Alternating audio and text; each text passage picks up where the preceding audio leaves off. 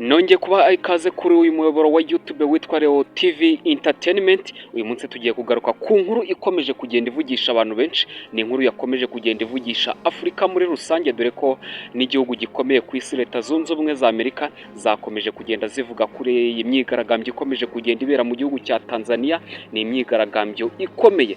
Tanzania rero aka kanya imaze, cyangwa leta ya Tanzania imaze gutangaza yuko imyigaragambyo iri kuba yoroheje, ariko abaturage ibyo ntago bari kubyumva, dore ko n'abantu benshi bari mu gihugu cya Tanzania bari kukubwira ko Tanzania nyine, cyangwa ubuyobozi bw'igihugu cya Tanzania buri gushaka kugenda bubeshya abaturage, buri gushaka kubeshya isi muri rusange. Ariko ubundi ngo mu gihugu cya Tanzania hariyo imyigaragambyo ikomeye ku rwego rwo hejuru. Murabizi ko mu kanya kashize bamaze gutwika imodoka, bamaze gutwika ibikorwa by'umuhungu wa Samia Suluhu Hassan.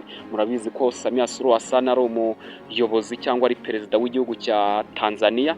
Rero cyangwa abigaragambya, abo bita nyine abigaragambya muri rusange, bamaze kuba batwika imodoka y'umuhungu wa Samia Suluhu Hassan n'ibikorwa bye muri rusange. Ibintu rero bikaba bikomeje kugenda bikomera mu gihugu cya Tanzania. Rero guverinoma y'igihugu cya Tanzania yamaze gutangaza ko imyigaragambyo iri kuba imaze iminsi, koko yatangiye tariki 29 Ukwakira 2025. iri kuvuga yuko iyi myigaragambyo yoroheje cyane, bityo ko ituze riri buze kugaruka mu gihugu hose muri rusange, kandi riri buze kugaruka vuba mu mijyi rero itandukanye mu gihugu cya Tanzania. Mu mijyi itandukanye mu gihugu cya Tanzania hakomeje kugenda humvikana imyigaragambyo rero, kuko hakomeje kugenda humvikana imyigaragambyo yaba uyu munsi ubwo habaga amatora y'umukuru w'igihugu, bamagana icyemezo cya leta yafashe cyo gufunga abaturage batavuga rumwe n'ubutegetsi. Ibi ni ibintu byakomeje kugenda birakaza abaturage muri rusange, biza kuba bituma abaturage birara mu mihanda, baza kugenda batwika ibikorwa by'abayobozi muri rusange. Bikomeza kugenda biba ibintu bikomeye mu gihugu cya Tanzania, by'umwihariko kuri perezida Samia Suluhu Hassan. Imyigaragambyo rero yakomeje, cyangwa imyigaragambyo iharanira uburenganzira bw'ikiremwa muntu, ihamya ko abantu barenga 10 bamaze kwicirwa muri iyi myigaragambyo, dore ko ishyaka ryitwa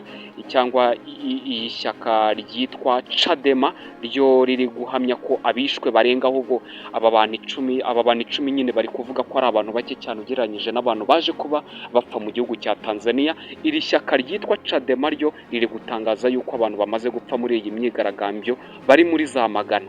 Rero ibyo bikaba ari ibintu igihugu cya Tanzania cyo gikomeje kugenda gihakana ko abantu bapfuye ari abantu bagera ku 10 gusa. Ambasade rero ya Leta Zunze Ubumwe za Amerika nayo yakomeje kugenda iza muri ibi bintu, dore yuko ambasade ya USA nayo yaje kuba cyangwa yaje ko ikorera mu gihugu cya Tanzania kuri uyu cyangwa tariki 30 Ukwakira. Yasabye abanyamerika baba i Dar es Salaam no mu yindi mijyi igiye itandukanye mu gihugu cya Tanzania ko baguma mu ngo zabo, kugira ngo nyine nabo bataza kugenda bicwa, bakirinda kujya mu mihanda, no kugira ngo nyine barinde umutekano wabo, bakomeze kugenda bagira umutekano muri rusange. Rero tariki, cyangwa kuri uyu munsi tariki 31 Ukwakira, Minisiteri y'ububanyi n'amahanga mu gihugu cya Tanzania yamenyesheje za ambasade muri rusange ko iyi myigaragambyo ari ikintu cyoroheje cyane, kuko bari kuvuga ko ari imyigaragambyo idateye ubwoba, n'imyigaragambyo ngo isanzwe. Ariko twabonye yuko abaturage n'abahanganye na leta ya Tanzania muri rusange bo bari kugenda bagaragaza ko nyine atari ibintu byiza, bari kugenda bagaragaza ko mu gihugu cya Tanzania imyigaragambyo imeze nabi.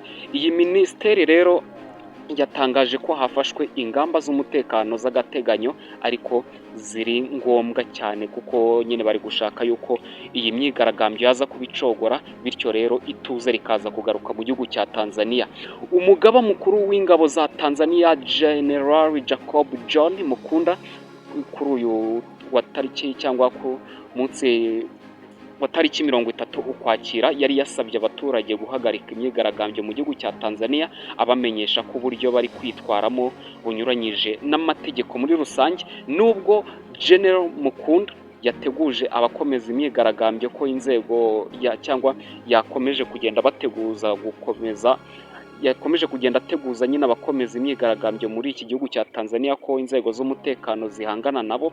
Muri make nyine ari kugenda avuga ko umuntu wese uri ukomeza kugenda ahangana n'igihugu cya Tanzania, umuntu wese uri kugenda ahangana cyangwa ashaka guteza umutekano muke muri rusange mu gihugu cya Tanzania, yakomeje kugenda avuga ko abo bantu batari buze kugenda boroherwa n'inzego z'ubuyobozi, ariko abatanzania bo bakomeje kugenda babirengaho muri rusange, dore ko baje no kugenda basubira mu mihanda kuri uyu munsi tariki 31 Ukwakira. Rero ibi bikaba ari ibintu bikomeje kugenda bibera mu gihugu cya Tanzania, ni ibintu byakomeje kugenda bivugisha abantu benshi mu gihugu cya Tanzania, dore ko imyigaragambyo yakomeje kugenda ikomera muri rusange. Rero mbabwira ati niba wakunze ibyo dukora, niba ukunda ibyo dukora muri rusange, muzi ko iyi channel ya Leo TV Entertainment ni umuyoboro wa YouTube uzajya ubagezaho amakuru y'ingenzi by'umwihariko kuri politiki. Nimba wakunze ibyo dukora, nimba ukunda ibyo dukora, kora kuri subscribe maze tujye twibanira buri munsi. Thank you so much.